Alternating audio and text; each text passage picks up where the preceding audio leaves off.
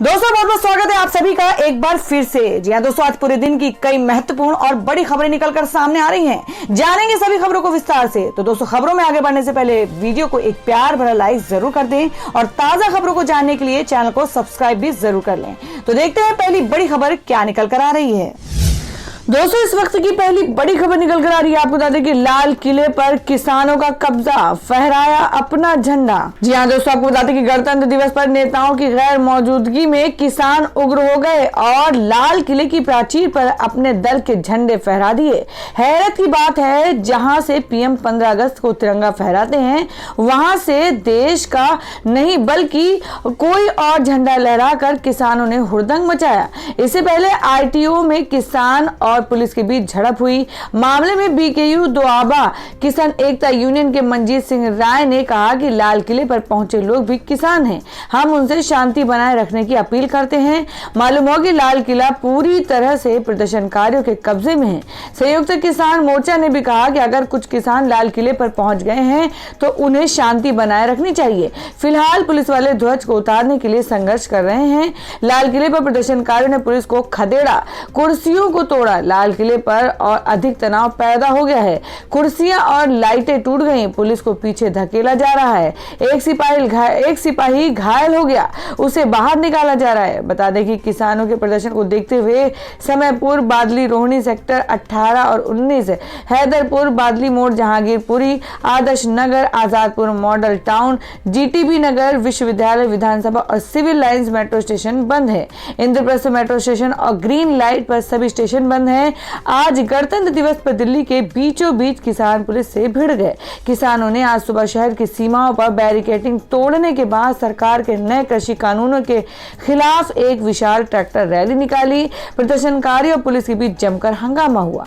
Police ने किसानों को 12 से 5 बजे के बीच किसान परेड आयोजित करने की अनुमति दी थी। समय से बहुत पहले किसानों ने मार्च शुरू किया और तय रास्तों से भटक गए। इसके कारण प्रदर्शनकारियों के साथ गतिरोध पैदा हो गया, जिसमें पुलिस ने आंसू गैस से गोले छोड़े और लाठीचार्ज किया। झड़पों में कुछ पुलिसकर्मी भी घायल हो गए। और दोस्तों, में अगली खबर निकल रही है कि किसानों की उग्रता पर बोले राकेश टिकैत। कहा ये सब पॉलिटिकल पार्टी के लोग हैं, सब चिन्हित हैं। जी हम बात कर रहे हैं कि भाजपा के नेता राकेश टिकैत ने किसानों के उपद्रव को लेकर कहा है कि जिन्होंने भी ये सब किया है वे सब हमारी नजर में हैं, सब लोग चिन्हित हैं। उन्होंने कहा कि ये जो सब उपद्रव कर रहे हैं वो पॉलिटिकल पार्टी के लोग हैं। इससे पहले संयुक्त किसान मोर्चा की तरफ से निकाली गई इस परेड में किसानों के उग्र होने को लेकर मोर्चे की तरफ से कहा गया है कि ये सभी किसान हैं। कहा जा रहा है कि किसान मजदूर संघर्ष समिति की तरफ से ये फैसला लिया गया है, वे खुद फैसले ले रहे हैं। किसान आंदोलन के मीडिया समन्वयक की तरफ से कुछ मीडिया से कहा गया है कि ये सभी किसान हैं। हालांकि जिस संगठन की तरफ से किसान ये उग्र प्रदर्शन कर रहे हैं वे पंजाब के यूनियन का पार्ट नहीं है। हालांकि ये समिति संयुक्त किसान मोर्चे पर पार्ट है, ये खुद फैसले ले रहे हैं। हम हालात संभालने की कोशिश में लगे हुए हैं। बड़ी खबर निकल कर आ रही है। आपको बता दें कि हो चुका पद्म पुरस्कारों का ऐलान। पूर्व जापानी पीएम शिंजो आबे समेत 7 को पद्म विभूषण, 10 को पद्म भूषण और 102 को पद्मश्री सम्मान। जी आपको बता दें कि गणतंत्र दिवस के मौके पर दिए जाने वाले पद्म पुरस्कारों का ऐलान कर दिया गया है। इस बार 7 हस्तियों को पद्म विभूषण, 10 को पद्म भूषण और 102 को पद्मश्री पुरस्कार देने की घोषणा की गई है। 16 हस्तियों को पद्म पुरस्कार मरणोपरांत प्रदान करने का ऐलान किया गया है। देश का दूसरा सर्वोच्च नागरिक पुरस्कार पद्म विभूषण पाने वालों में जापान के सबसे लंबे समय तक प्रधानमंत्री रहे शिंजो एबे और पार्श्व गायक एसपी बाला सुब्रमण्यम मरणोपरांत का भी नाम है। वहीं असम के पूर्व मुख्यमंत्री तरुण गोगोई मरणोपरांत, पूर्व केंद्रीय मंत्री रामविलास पासवान मरणोपरांत और पूर्व लोकसभा स्पीकर सुमित्रा महाजन को पद्म भूषण से नवाजा जाएगा। और मैं आपको बता दें कि प्रधानमंत्री नरेंद्र मोदी ने पद्म पुरस्कारों के ऐलान पर कहा, हमें उन सभी पर गर्व है जिन्हें पद्म पुरस्कारों से सम्मानित किया गया है। भारत राष्ट्र और मानवता के लिए उनके योगदान को स्वीकार करता है। जीवन के विभिन्न क्षेत्रों के ये असाधारण व्यक्ति दूसरों के जीवन में गुणात्मक परिवर्तन लाए हैं। और दोस्तों मैं अगली खबर निकल कर आ रही कि टिकटॉक पर भारत में हमेशा के लिए लगेगी पाबंदी। 58 दूसरे चीनी मोबाइल ऐप्स पर भी रहेगी स्थायी रोक। जी हां, आपको बता दें कि सूचना व प्रौद्योगिकी मंत्रालय ने टिकटॉक समेत चीन के 59 मोबाइल ऐप्स पर भारत में स्थायी प्रतिबंध लगाने का नोटिस जारी किया है। मामले से जुड़े एक अधिकारी ने बताया कि केंद्र सरकार चीनी ऐप से कंपनियों की ओर से दिए गए स्पष्टीकरण से संतुष्ट नहीं है, इसलिए इन 59 ऐप्स को भारत में हमेशा के लिए बंद करने का फैसला लिया जा रहा है।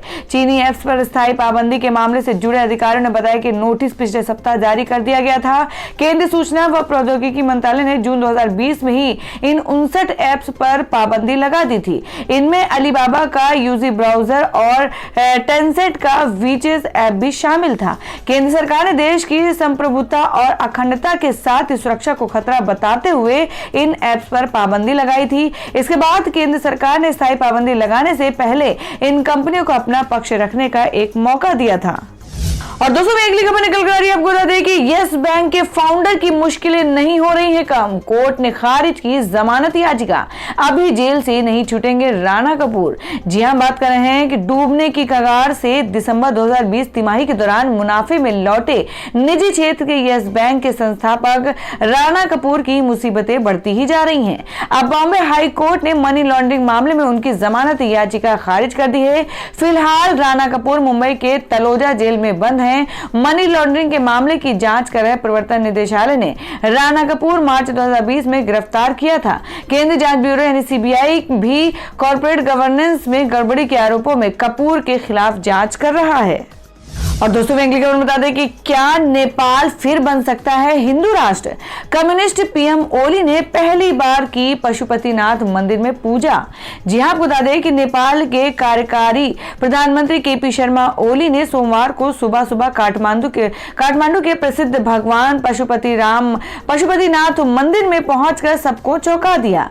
नेपाल के पीएम के तौर पर यह उनका दूसरा कार्यकाल है और वह इससे पहले 3 साल में कभी भी पशुपतिनाथ मंदिर में पूजा अर्चना करने के लिए नहीं आए थे।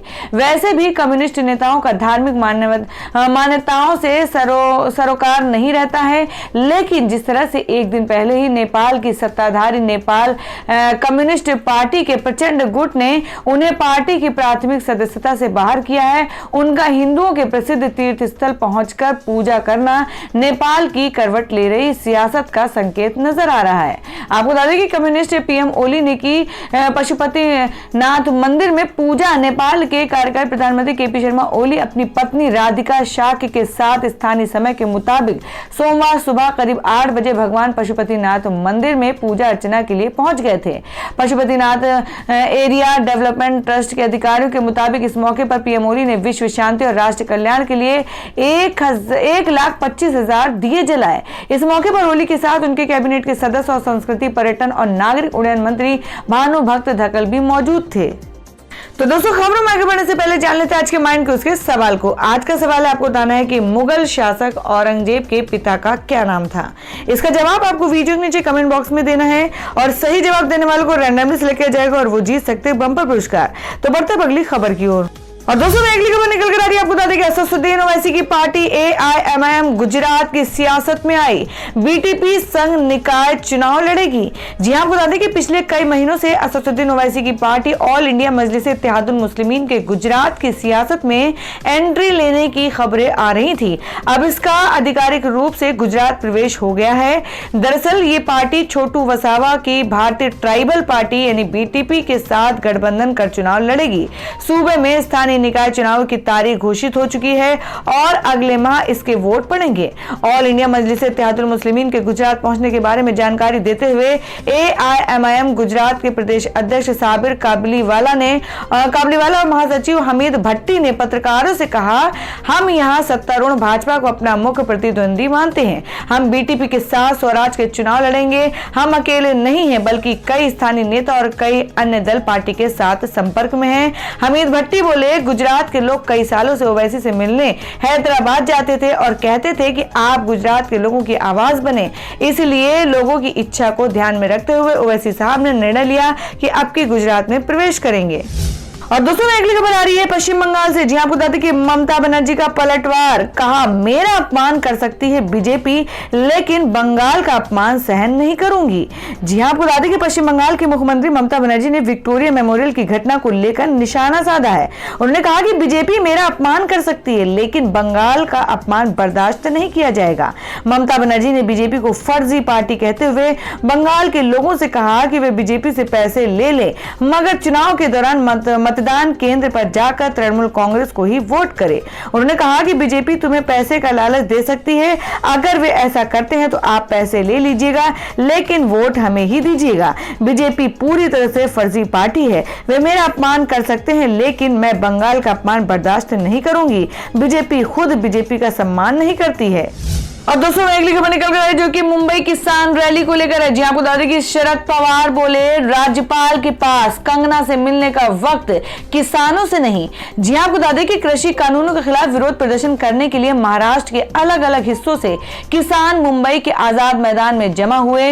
रैली में पूर्व केंद्रीय कृषि मंत्री और एनसीपी प्रमुख शरद पवार, प्रदेश कांग्रेस अध्यक्ष बाला साहेब थोराट ने भी हिस्सा लिया है। वहीं शिवसेना नेता और कैबिनेट मंत्री आदित्य ठाकरे ने अपने प्रतिनिधि को भेज दिया था। और दिल्ली में किसानों के समर्थन में मुंबई में आयोजित की गई किसानों की रैली को संबोधित करते हुए एनसीपी प्रमुख शरद पवार ने कहा कि ठंड के मौसम में पंजाब, हरियाणा और उत्तर प्रदेश के किसान पिछले 60 दिनों से आंदोलन कर रहे हैं। पंजाब, हरियाणा और अन्य जगहों से किसान जो दिल्ली में आंदोलन कर रहे हैं उन्हें मेरा सहयोग रहेगा। जिनके हाथों में सत्ता है उन्हें इन किसानों की चिंता नहीं है। देश के प्रधानमंत्री नरेंद्र मोदी ने क्या उनका हाल लिया? केंद्र की सरकार सिर्फ नौटंकी देख रही है। क्या पंजाब पाकिस्तान है? उस पर निर्णय अब तक क्यों नहीं? शरद पवार ने कहा कि राज्यपाल के पास कंगना रनौत से मिलने का वक्त है लेकिन आंदोलन कर रहे किसानों से मिलने का वक्त नहीं है। महाराष्ट्र में कभी ऐसा राज्यपाल नहीं आया जिसके पास किसानों से मिलने का वक्त नहीं है। केंद्र ने बिना किसी चर्चा के कृषि कानूनों को वापस कर दिया जो संविधान के साथ मजाक है। अगर सिर्फ बहुमत के आधार पर कानून पास करेंगे तो किसान आपको खत्म कर देंगे। ये सिर्फ शुरुआत है। शरद पवार ने यह भी कहा कि चर्चा किए बिना कानून लाना, एक दिन में एक अधिवेशन में लाया गया कानून लागू हो रहा है। कृषि बिल को लेकर हमारे काल में जो चर्चा हुई वो पूरी नहीं हुई थी। उन्होंने कहा गुलाम नबी आजाद सहित कई लोगों ने कहा था कि इस कानून पर हमें विस्तार से चर्चा करनी है लेकिन सरकार ने कहा था कि आज के आज ये लागू होगा।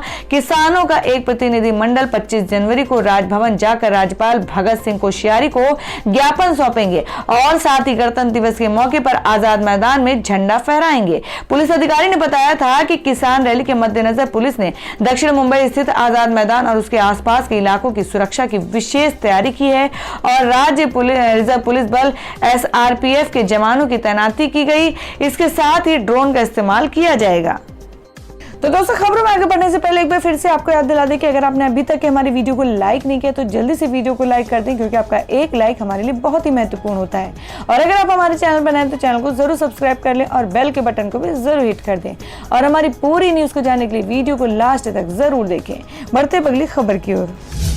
और दोस्तों मैं अगली खबर निकल कर आ रही है। आपको बता दें कि टीआरपी घोटाले के बदले अर्नब गोस्वामी ने पार्थो को कराई 40 लाख की मौत, चार्जशीट के हवाले से अखबार का दावा। जी हां, आपको बता दें कि टीआरपी स्कैम की जांच जैसे जैसे आगे बढ़ रही है वैसे वैसे इसमें नए खुलासे होते जा रहे हैं। अब broadcast audience research counselling BARC India के पूर्व CEO पार्थो दास गुप्ता ने मुंबई पुलिस को दिए एक लिखित बयान में दावा किया कि 2 छुट्टियों के खर्च के बदले में अर्नब ने उन्हें 12,000 अमेरिकी डॉलर दिए थे। साथ ही 3 साल में कुल 40 लाख रुपए का भुगतान किया।